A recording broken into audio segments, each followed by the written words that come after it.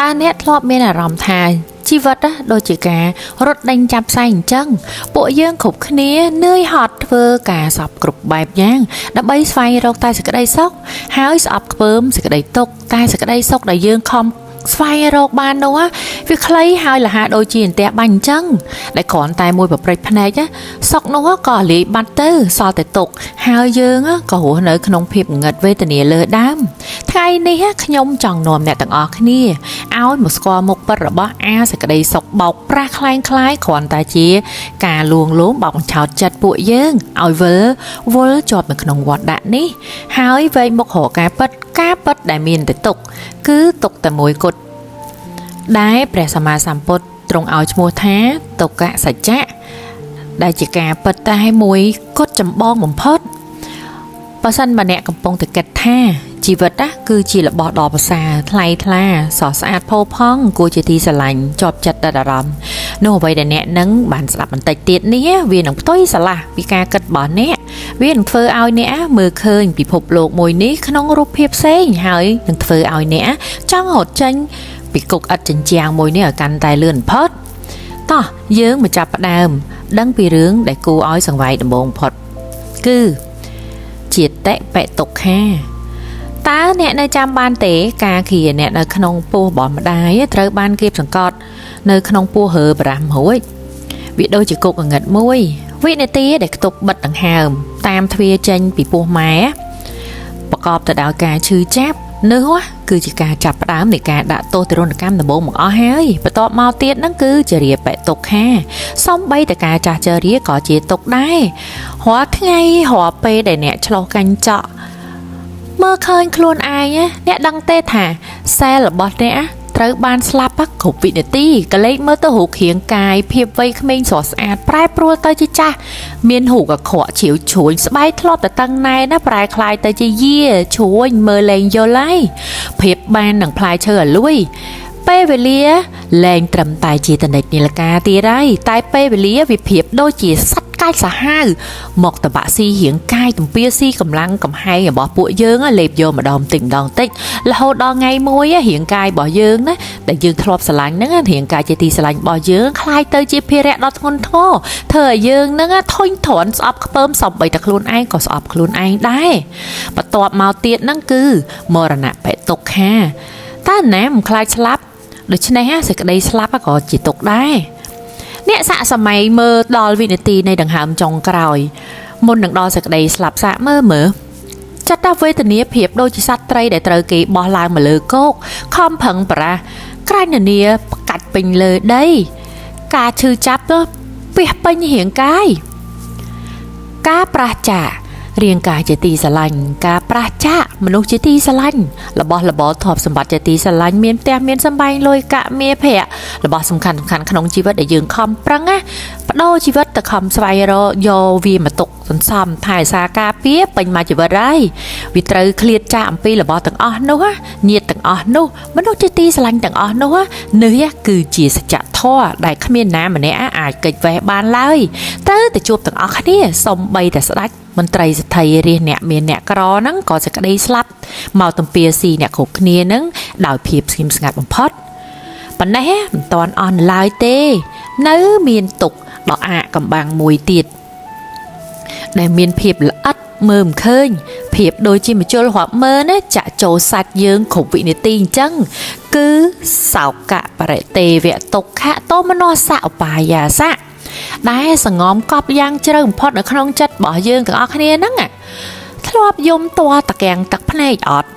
យំមកដល់រីងស្ងួតទឹកភ្នែកលែងមានសម្រាប់ស្រក់បង្ហូរកំដរការឈឺចាប់ទៀតហើយសេចក្តីឈឺចាប់ប្រៀបបានជាទីងងឹតសូនឆឹងដែលគ្មានពលឺហោមើលមិនឃើញច្រកដើរចេញពីពិភពលោកអសាកសៅនេះទេសេចក្តីតូចចិត្តខ្នក់ទៅតោះចិត្តងក់ងអន់ចិត្តស្អិតទ្រូងប្រៀបដូចជាភ្លើងដុតកម្លោចឲ្យក្តៅររៀលរបស់ទាំងអស់នេះវាគឺជាសក្តីសោកសង្រែងកន្ទុកកាន់ទិញញោមញីផ្លូវចិត្តវាក៏ជាអាហារបំពន់ដែលសង្សារវត្តនេះគេដាក់បញ្ចុកបញ្ច្រកឲ្យយើងគ្រប់គ្នាដែររាប់លានដងរាប់កោតជាតិមកហើយការបែកបាក់ ប្រាស់ចាកមនុស្សជាទីស្រឡាញ់នេះគឺជាសេចក្តីសង្វាយបំផុតមិនថាអ្នកដែលអ្នកស្រឡាញ់នរណាម្នាក់ខ្លាំងក្លាប៉ុណ្ណាក៏ដោយច្បាប់តែមួយគត់របស់ភពលោកមួយនេះគឺអ្នកត្រូវតែស្លាប់ចោលគេទៅឬក៏គេត្រូវស្លាប់ចោលអ្នកជាដាច់ខាតគ្មានលក្ខខណ្ឌពិសេសគ្មានករណីលើកលែងទេការយំទួញសោកសំណោះអាឡោះអាឡៃមនុស្សជាទីស្រឡាញ់ដែលស្លាប់បាត់ទៅក្នុងពិធីបុណ្យសពរាប់មិនអស់នៅក្នុងពិភពលោកនេះបើយើងយកទឹកភ្នែកអ្នកយំទួញសោកទាំងអស់នោះយកមករាប់វានឹងមានទំហំធំលើសពីមហាសាគរទៅទៀតហើយបើសិនជាយើងយកឆ្អឹងមនុស្សដែលស្លាប់មនុស្សជាទីស្រឡាញ់នោះទាំងអស់នោះយកមករាប់ដាក់តម្រៀបគ្នាវិញវានឹងមានចម្ងាយលាតសន្ធឹងពេញផែនដីហើយមានកម្ពស់ទល់នឹងមេឃឯណោះការជួបប្រសពជាមួយនឹងរបស់មិនជាទីស្រឡាញ់របស់មិនជាទីពេញចិត្តមនុស្សដែលយើងស្អប់ការងារដែលយើងមិនចូលចិត្តជំងឺរោគគាពៀតដែលយើងមិនចង់កើតការឈឺចាប់ភ័យភ័យខ្លាចពួកវាតាមមកបន្លាចបំផិតបំភ័យយើងនេះមិនមែនជារឿងចៃដន្យទេតែវាគឺជាច្បាប់ធម្មជាតិដែលមានរូបរាងកាយនិងចិត្តនេះឯងការប៉ັດដែលពួកឲ្យភ័យខ្លាចគឺធ្វើត្រង់នេះណាយើងគ្រប់គ្នាត្រូវការហូបចុកដើម្បីកុំឲ្យឃ្លានផឹកទឹកដើម្បីកុំឲ្យស្រេកត្រូវចុះត្រូវនោមបញ្ចេញរបស់មិនល្អហ្នឹងឲ្យចេញពីពោះរាល់ថ្ងៃរាងកាយនេះគឺជាសាកសពសុទ្ធពួកយើងត្រូវមើលថែទាំការពាររាងកាយស្អុយមួយនេះរាល់ថ្ងៃតាក់តែងលម្អលម្អិតស្អិតស្អាងដេកវាហ្នឹងឲ្យបានស្រស់ស្អាតគ្រប់ពេលវេលាដើម្បីឲ្យតកាយមួយហ្នឹងវាបានរស់មួយថ្ងៃតែប៉ុណ្ណោះហើយអ្វីដែលគួរឲ្យសោកសង្វ័យមែនតែនគឺទុកព្រោះប្រែប្រួលគ្រប់វិនាទីដែលអ្នកកំពុងសោយសប្បាយភាពទុកសោកកំពុងតែពួនសំងំនៅពីក្រោយស្នាមញញឹមនោះឯងអ្នកត្រូវដឹងថាបន្តិចទៀតនេះសុកនឹងអាលាយបាត់ទៅហត់តែសុកខ្លាំងប៉ុណ្ណានៅពេលដែលអាសុកមួយនោះវាអាលាយបាត់ទៅហ្នឹងអ្នកឯងហត់តែទុកខ្លាំងប៉ុណ្ណឹងវាគ្រាន់តែជាអន្ទាក់គ្រាន់តែជានុយស្ទូចរបស់សង្សារវត្តហ្នឹងដាក់ស្ទូចពួកយើងគ្រប់គ្នាឲ្យជាប់នៅក្នុងសង្សារវត្តនេះតែប៉ុណ្ណោះដើម្បីសម្រាប់ពួកយើងអដាឥតឈប់ឈរព្រះសម្មាសម្ពុទ្ធត្រាស់ថាខណ្ឌ5គឺជាទុក្ខគឺជាតួទុក្ខ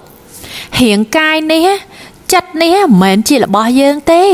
វាគឺជាគ្រឿងចាក់ទុកនៅសេចក្តីទុកដែលធម្មជាតិសាងឡើងដើម្បីឲ្យតែសែបសោវិបាកកម្មតែប៉ុណ្ណោះយើងប្រៀបដូចជាអ្នកទោសដែលជាប់នៅក្នុងគុកហើយលងស្រឡាញ់គុកនោះភ្លេចខ្លួនភ្លេចថាយើងកំពុងតែរងចាំថ្ងៃបហាជីវិតតែប៉ុណ្ណោះស្ដាប់មកដល់ត្រង់នេះហើយតើអ្នកនៅបន្តស្រឡាញ់សម្រាមដែលហៅថាជីវិតនេះទៀតទេនេះហើយជីវិតអត់មានអីតតែសោះរសារៈមិនឃើញរខ្លឹមសាមបានពឹងពាក់អីក៏មិនកើតមកដើម្បីតែស្លាប់ទៅវិញតែប៉ុណ្ណោះគ្រប់វិនាទីដែលអ្នកបណ្ដដោយទៅតាមកលេសសោយកម្មគុណសោយសុខកំសាន្តសប្បាយឬក៏សែបនៅសេចក្តីក្រោតខឹងគំនុំគុំគួនចងអាឃាតព្យាបាទប្រៀបដូចជាអ្នកកំពុងដើរលើវាខ្មោចដោយសេចក្តីប្រមាថភ្លេចគិតថាបន្តិចទៀតអ្នកក៏คล้ายជាសាកសពដូចខ្មោចទាំងអស់នៅក្នុងវាលនឹងដែរសាកលបងបិទភ្នែកហើយសម័យថាយប់នេះអ្នកស្លាប់ទៅជាមួយនឹងការជាប់ចម្ពាក់ហើយអ្នកក៏ត្រូវបានកើតថ្មីដើម្បីទទួលវិបាកកម្មបន្តទៀតរាប់កាប់ផែនដីរាប់លានអសង្ខ័យអ្នកនឹងទៅរងទុក្ខវេទនាទឹកភ្នែកជ្រែកផែនដីបន្តទៀតល្មមហើយដល់ពេលដែលត្រូវភ្ញាក់ខ្លួនហើយដល់ពេលដែលត្រូវខំព្យាយាមហើយកំងចាំរហូតដល់ការចាស់ចូលមកដល់លែងមានកម្លាំងកំហែងធ្វើនៅសក្តីល្អទុនដៃទុនជើងរាងកាយលែងរឹងមាំអង្គុយសមាធិវិបស្សនាលែងបានណាកុំចាំតតែការស្លាប់នឹងចូលមកប្លន់ជីវិតរហូតដល់គ្មានឱកាសកែខ្លួនពេលវេលាកំពុងដេញយើងកាត់គ្រប់វិនាទីចូលប្រើដង្ហើមដែលអ្នកមាននៅពេលនេះស្វែងរកផ្លូវចាកចេញពីគុកកម្មជីវិតមួយនេះតនពេលវេលានៅមានតនជីវិតនៅមានសតិនៅមានធម៌នៅមាននិព្វានមានពិតសេចក្តីរំលត់ទុក្ខមានពិតវាមិនមែនហត់មករយើងទេតែយើងត្រូវខិតខំប្រឹងប្រែងស្វះស្វែងរកផ្លូវទៅវាមិនអាចបានមកដោយសារការបន់ស្រន់សំវរឬក៏ដេករងចាំតេនោះទេវាត្រូវតែបានមកដោយសារការខិតខំប្រឹងប្រែងព្យាយាមតស៊ូយកឈ្នះចាញ់វាយច្បាំងជាមួយនឹងកិលេសដោយប្រើសតិបញ្ញាតើអ្នកដឹងហើយ nơi trong thơ chỉ nè tổ chỉ vật cho cục ẩn chén hỗn trăm ngay và ha chỉ vật này tiết tế rư còn nè trong khai chỉ vật đẹp đó hai cục chỉnh đã bây giờ đây phép san tập hiệp đái miền cả chọc chấm bẹ khăn ông quạt đấy chấm lá ấy thật nữ lư nè tặng ở khnia thật nữ ca khát không prang pray là bon nè tặng ở khnia nia pe lời ní nâng ngày na cốt việc miền âm nai na môi miền bốc col na mà nè rồi có miền nè miền na mà nè do lôi do mê pra tơ tanh nè biển bàn lai nè biển á miền lụa nè lơ tì xa té miền chara cho nè lơ tì xa ao nè tinh rồi tam chặt nư lai và ông á họ mình khơi ao vậy để cao tháo em che slap tơ vinh tê miền tham tập chui ao miền chỉ vật am tạ tê mình ái khọt khluôn ái ao ọt slap bán bật mền tái và ông ngộ khơi thò phớ cầm ao bụi dơ nắng cào mà vinh tiền to từ lên cao đó từ vì lên slap miền tê chỉ vật am tạ miền tại thó cả đã lớn chỉ trong cày sông chun pò nẹt tàng lái sông ở nẹt tàng lái ban sầm rai thạ đi biến lia chạ vọt đạ cục cục khnia sông ở nẹt tàng lái nâng ban chuột tài sẽ cái đầy sọc ban chuộtแต่ thọ ปัด sông ở nẹt tàng lái nâng miền cầm lăng cầm hai ban thởสมาธิวิปัสสนากรุบกรุบkhnia ដើម្បីឲ្យអ្នកទាំងអស់គ្នានឹងបានចាក់ចេញអំពីទុកដល់ពិតប្រកបចាក់ចេញអំពីវត្តដាត់អកចាហាវមួយនេះចាក់ចេញអំពីវាវត្តសង្សារដដែលសូមឲ្យអ្នកទាំងឡាយបានស្គាល់តែសុខពិតគឺព្រះនិព្វាន